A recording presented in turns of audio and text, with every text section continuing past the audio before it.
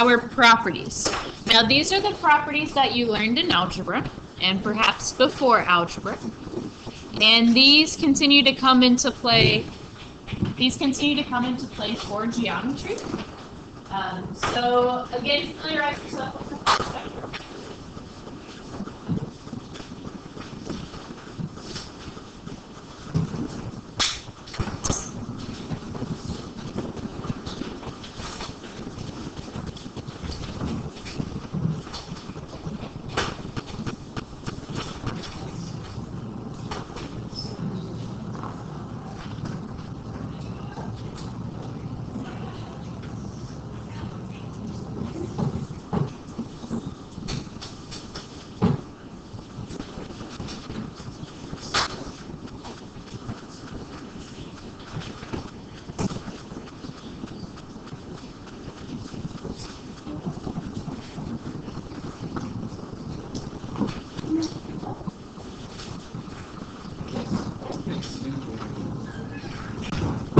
Okay, so these first ones are probably the ones you're most familiar with. We have addition property of equality, our subtraction property of equality, multiplication and division property of equality. Now, in geometry, we are particular about how you write this out, or rather, I'm particular about how you write this out. Now, each of these are properties of equality. Equality, that equal sign. So notice that you added the same thing to both sides of an equation. You subtracted the same thing to both sides of an equation. We're working with an equation for each of these. Now, for this, I'm fine with you abbreviating property of equality, but I still want you to write out the entire operator word so that I know if you're talking about subtraction, not substitution. So I'm fine with you writing addition property of equality, but I don't want to see the super shortened version of ACO, ESCO, DCO, and MCO. I know that's what you guys got to do before, but I'm going to make you write out the whole word. Okay, so you don't have to write property of equality, but I do want you to write out addition, subtract, multiplication. If you don't write that out, I will count it wrong. Okay, I need to make sure you know what those are. Why do you do like A, B, D, like from B, B? I want addition. Because what we get to is SUB, is that subtraction, is that substitution, what are the words there? Yes? What if we just write We need the of equality with it, because the of equality means that we're dealing with the equation, because there's also an inequality. But if you want to do like prop of EQ, that's fine. But you can just do PQ. Other questions with that? So addition po, subtraction po, multiplication po, division po. It also works on our handwriting skills. Okay, now our next one's reflexive, symmetric. Those ones people often get flip-flopped, which is interesting because there is actually some flip-flopping that you're doing here. But reflexive property, think reflection. You see yourself in the mirror, you see your own reflection. Something equals itself. Now, symmetric property, that's where we're taking the entire equation and flipping it around. Okay, so with that, let's compare that to commutative. So symmetric and commutative property. Symmetric property, I'm taking the entire equation and flipping it around. Commutative property, I'm flipping something within my equation. So, for example, here, I'm switching only A and B. I'm not switching the entire equation around, just part of the expression, okay? So notice that difference there. Now then we have transitive property and substitution property. And if we think about it, so substitution property is where I can take this value and substitute it in for B somewhere else in my equation. Transitive property says if A equals B, B equals C, then A equals C. Transitive, you can actually call this substitution, because if you think about it, if A equals B, and B equals C, then I'm just simply taking A and substituting it in, right? That gives me A. So if it's a transitive property, you can write substitution, and that's still technically correct. Transitive is the more proper things, right? But if you write substitution, you're good to go. But be careful, you can't always say that substitution is transitive. So for example, if I had if x equals 3 and x plus y equals 10, then I can say 3 plus y equals 10. This is strictly substitution because I took 3, substituted in for just one value within my expression, my equation. Whereas transitive, I would be taking the entire thing and replacing the entire side of it. So you have to have that overlap. A equals B, if B equals C, then A equals C, where we have that overlap there. Okay.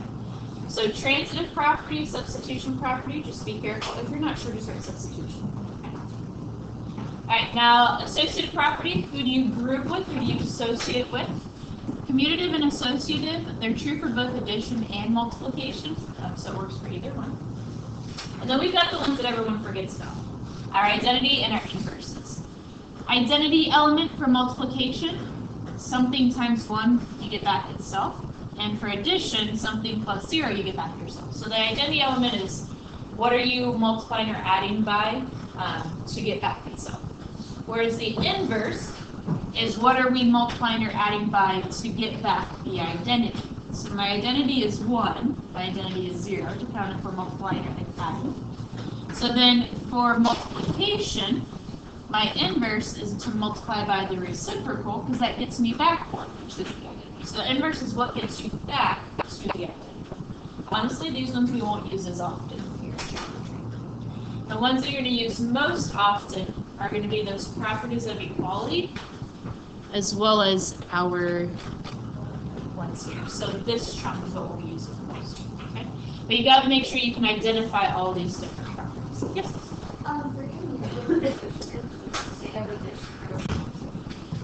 No. Technically, if we're going to be super mathematically sound, we should. But I'm fine with you. That's fine. I trust that you understand whatever operations are. Other questions? Our properties of equality here also apply to inequalities. So you could, if we have an inequality, you could use the next. Okay. Now that we've gone over all our homework, now let's take a look at things. So now I'll read through it while I go ahead and take attendance and bring it up here.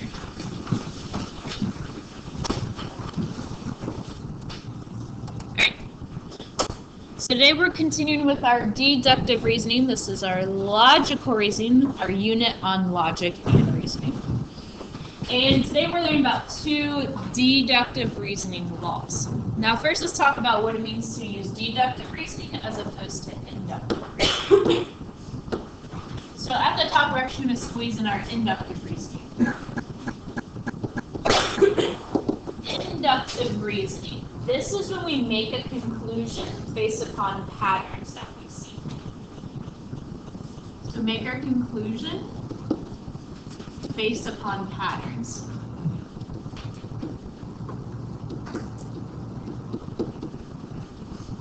I think that's like 2nd grade when they would show you a pattern of shapes and they'd say, what is next? Also, maybe every time you go to English class, you start off by reading a poem. Probably not, but pretend you did. Every day you went to English class, you start off by reading a poem. Then you could conclude that on October 12th, when you go to English class, you're going to start off by reading a poem. Okay. So inductive reasoning is when we make a conclusion based upon patterns. Now, deductive reasoning, this is when we make our conclusion based upon statements and facts. So we're given statements, we can draw conclusions from it. So deductive reasoning is conclusions based on statements and facts.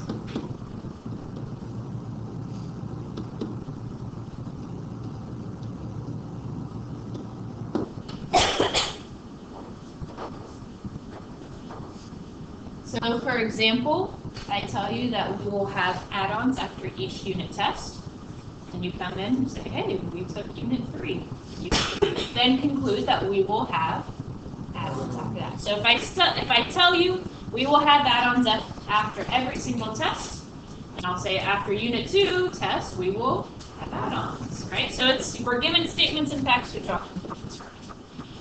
So just a reminder, our notation for our statements that we talked about, conditional statements is an if-then statement, and we can write this as P implies Q.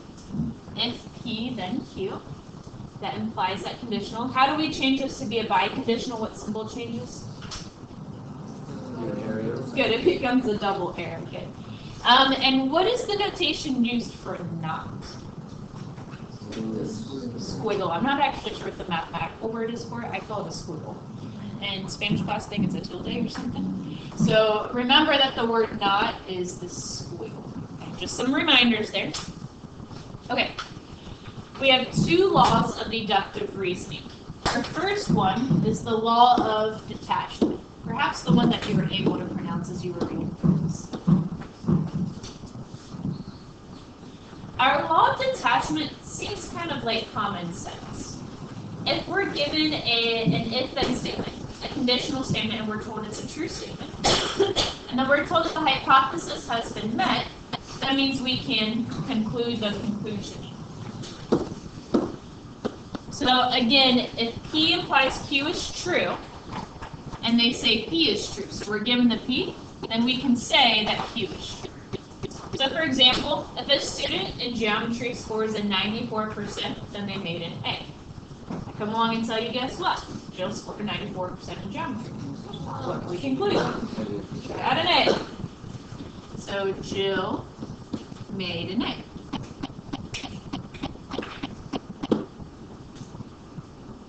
Seems pretty basic. Go ahead and try that next example on your own real quick.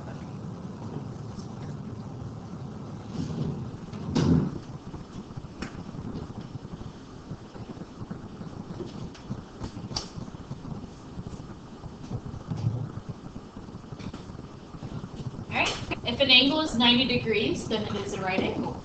Guess what? Measure of angle ABC is 90 degrees. What can we conclude? Angle ABC is a right angle.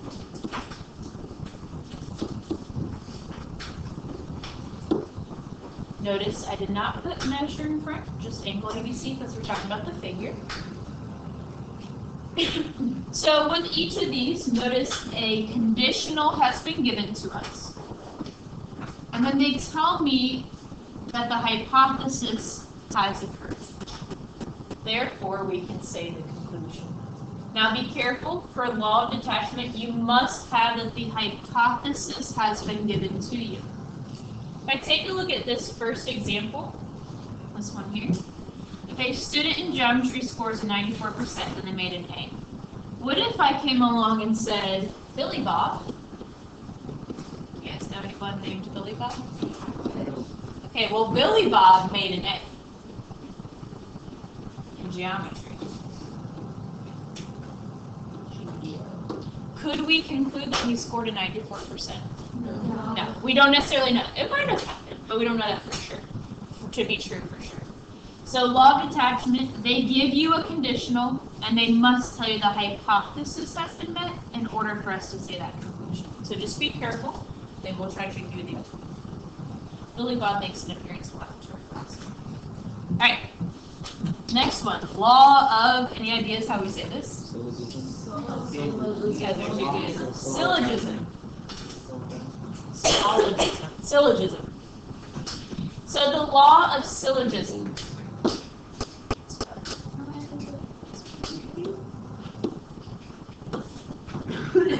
Law of syllogism.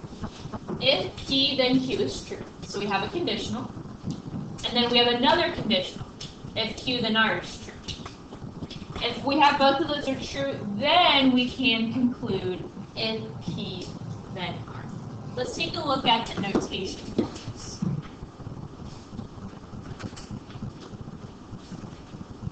Okay. P implies Q is true. Q implies R is true. Then, see this overlap here? P implies Q is true, and Q implies R is true, then I can just simply go P implies R is true. So basically we have two conditionals where they overlap. The conclusion of one is the hypothesis of the other. That makes it kind of connects the two going together. It's like one big bridge. So then we can say P, which implies Q, which implies R, implies R. We can cut out the middleman. Now, you have to be careful with all of syllogism, because it must be that the overlap is hypothesis of one and conclusion of the other. If they're both a hypothesis, then we don't have that overlap. We need to have conclusion of one and hypothesis of one. They need to overlap. So, for example, if a figure is a square, then the figure is a rectangle. If a figure is a rectangle, then the figure has 4 sides. So let's break this down. We have if a figure is a square, then the figure is a rectangle. Okay. Now my next statement says if a figure is a rectangle, notice the overlap, then the figure has 4 sides. So I can cut out that middleman and say, if a figure is a square, then it has 4 sides. And you can see with the conclusion there. If the figure is a square, then the figure has 4 sides. Now again, we have to have that overlap. This is the conclusion here of the conclusion here of the hypothesis. So it's got to be the same statement as conclusion of one and hypothesis of two. We could have presented this statements differently. I could have said, if a figure is a rectangle, then the figure has 4 sides. If a figure is a square, then the figure is a rectangle. I still have that overlap, even if they were presented differently. Because figure is a rectangle is the hypothesis of one, conclusion of two. Alright, so I want you to go and try with this basic one here. If I live in Herndon, then I live in Virginia. If I live in Virginia, then I live in the United States. So go ahead and write down what you think the conclusion is.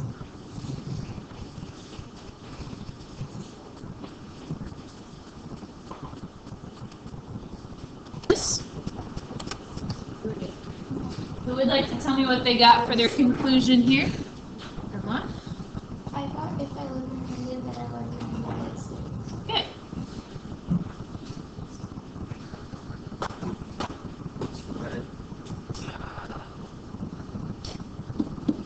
If I live in Herndon,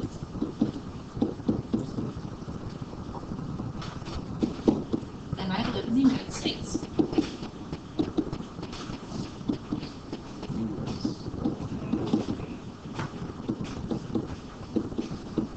Do we agree with this? Good. Pretty basic. Alright, now this next chunk I really like here. So it says for numbers 1 through 4, use the following true statements to determine whether the conclusion is true or false. So we have 4 statements given to us. They told us that these statements are true. And then for each of the 4 conclusions there, decide is this a true conclusion or a false conclusion. Now I want you to actually go ahead and try it on your own first. And then once you've got your answers, check with the person next to you, see if you can come up with the same conclusion. Then once you've done that, just go ahead and try this review here at the bottom. Okay, so try Diego and Angela with the mall, and then try the review at the bottom.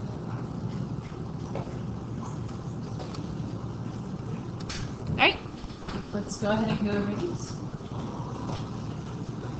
Now, again, last year we did that crossword on the backside with those valid and faulty logical arguments. And this is what you were technically doing, was the law of detachment, law of syllogism, when you were deciding your answers for that. And you'll notice that we'll be using those for numbers 1 through 4 here. So it says, use the following true statements to determine whether the conclusion is true or false. If Diego goes shopping, then he will buy a pretzel. If the mall is open, then Angel and Diego will go shopping. If Angela goes shopping, then she will buy pizza, a much better choice than a pretzel. Cinnabon is really better than both of them. And lastly, the mall is open.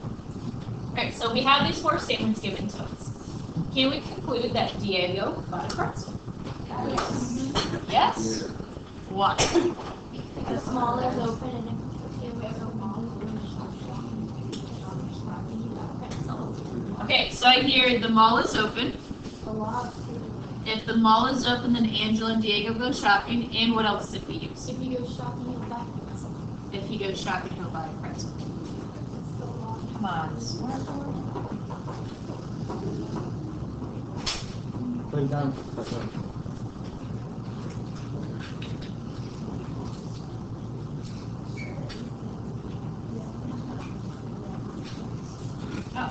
walk over here. Okay, so if the mall is open, then Angela and Diego will go shopping. We start there. The mall is open. What can we conclude then? Angela and Diego went shopping. Yeah. Angela and Diego shopping. Okay, and then if Diego goes shopping, he will buy a pretzel.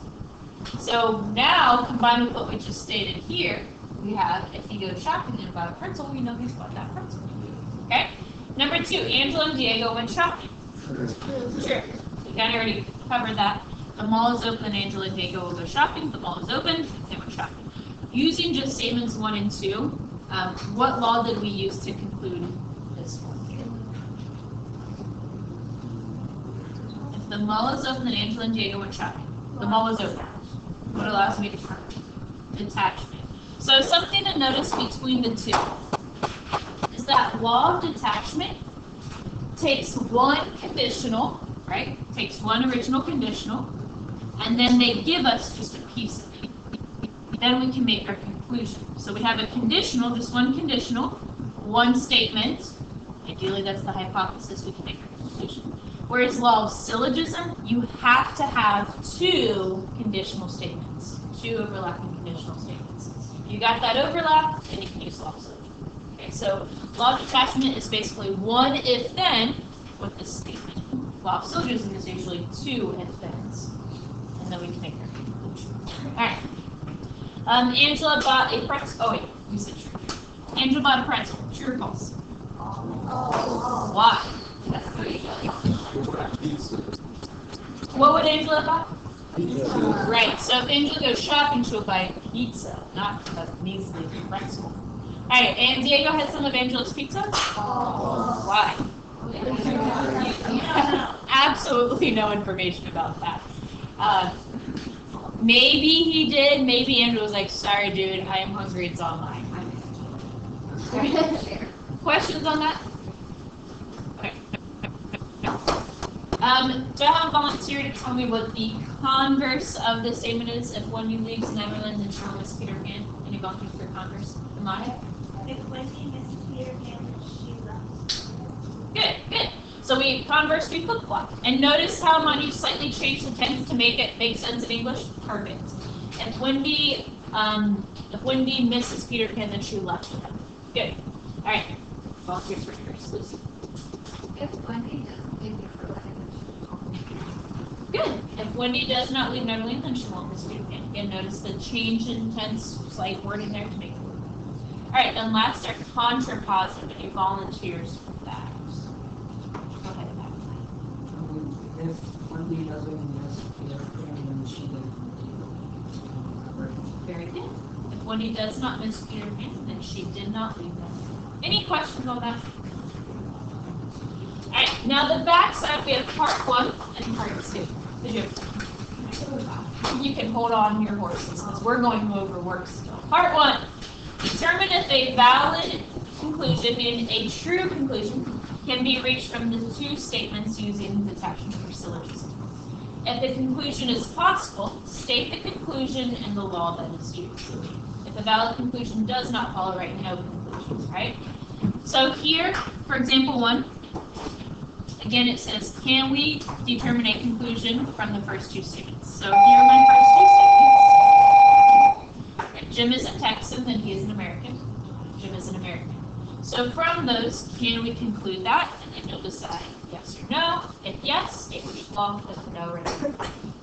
Now part 2 is similar. Determine if statement 3 flows from 1 and 2. So again, using 1 and 2, can I conclude statement 3? So looking at example 6. They tell me if the measure of an angle is greater than 90, then it is obtuse. And they tell me measure of angle is greater than 90. From those 2 statements, and only those 2 statements, can I conclude my theory? Can I conclude that angle 2 is obtuse? Yes. Yeah. And in fact, we use law of detachment there. Hypothesis was satisfied, thus I can make my conclusion. Okay, so they're similar. From the first 2, what can I conclude? From the first 2, can I conclude this? Okay. So what I want you to do is partner up with your shoulder partner. So you're going to actually scoot your desks together. I'll just go scoot your desks together. You go ahead and move forward. So you're actually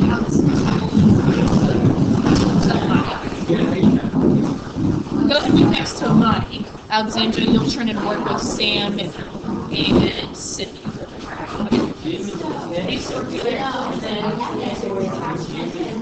Alright, so I want you to partner up and work through these together.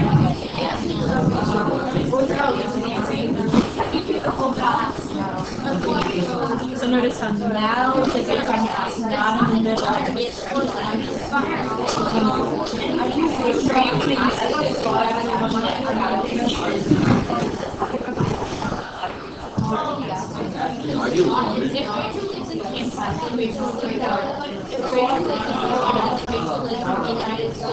Oh, I signed over someone else. Sorry.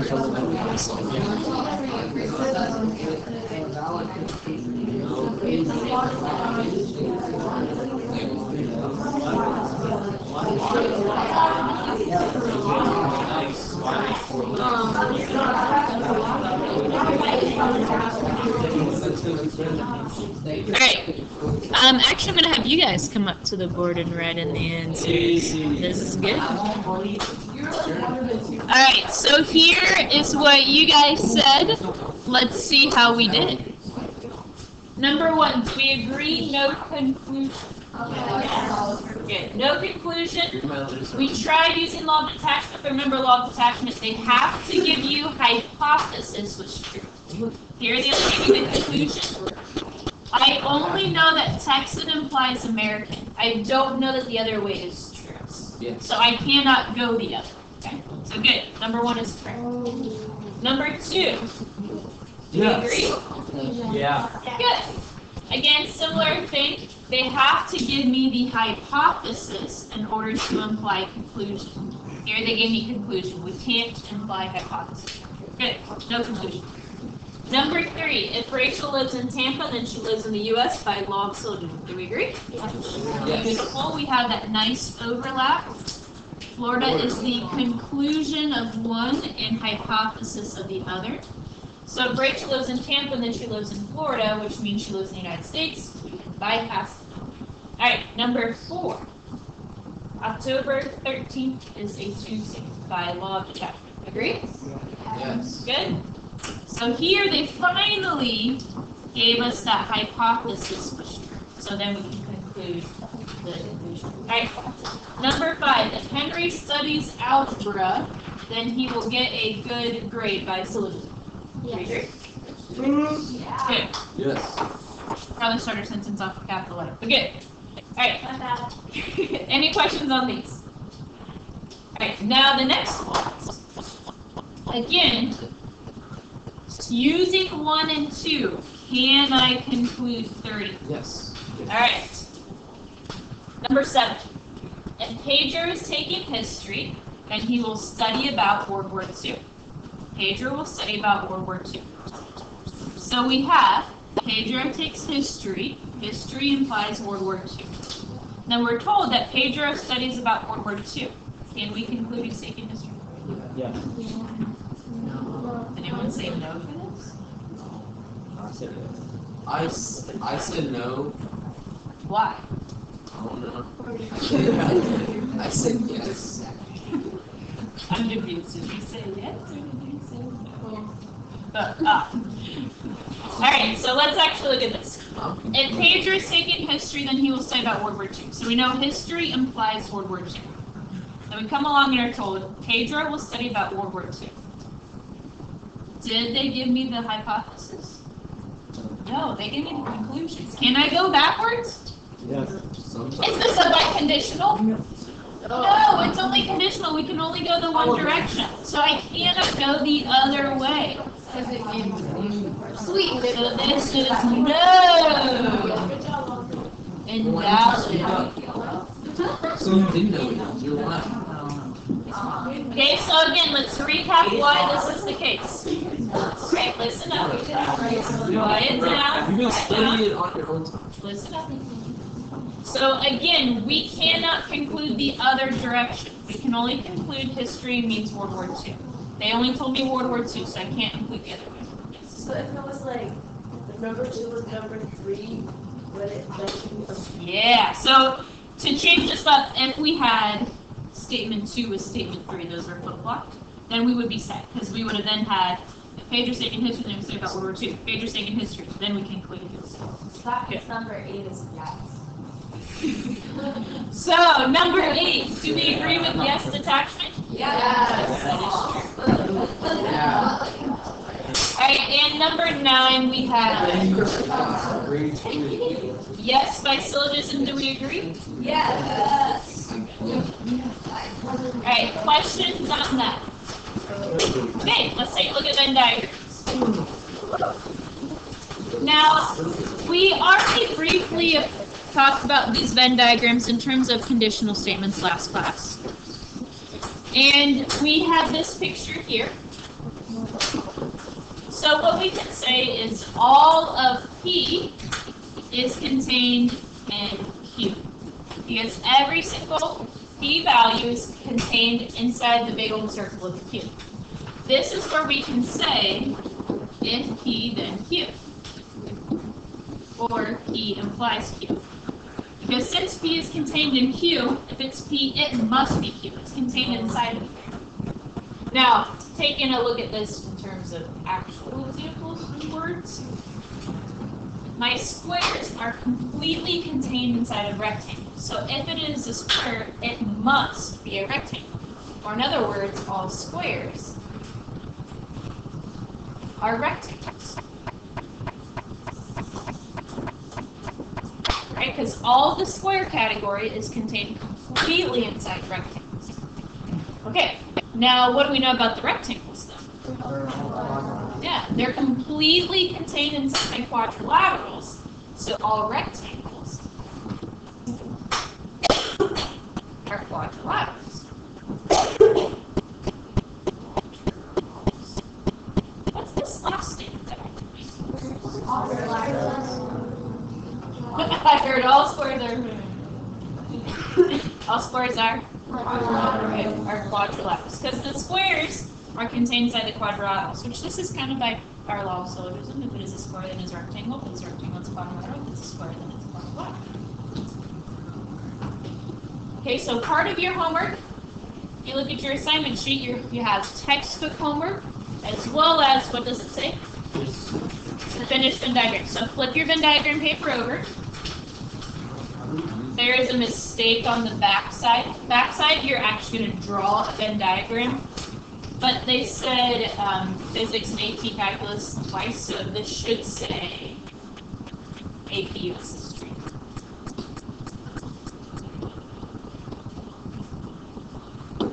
Okay, so on the back side, you'll be creating your own Venn diagram, but make sure you catch that. Now, looking at our assignment sheet, what do we have happening next class? All right. Please. Quiz. We've had 2 lessons, time for the quiz. So make sure you review your converse, inverse, contrapositive, conditional, those algebraic properties, and then algorithm that we didn't talk about. No, your assignment sheet is textbook and finished. Alright, you can go head out to lunch. Oh.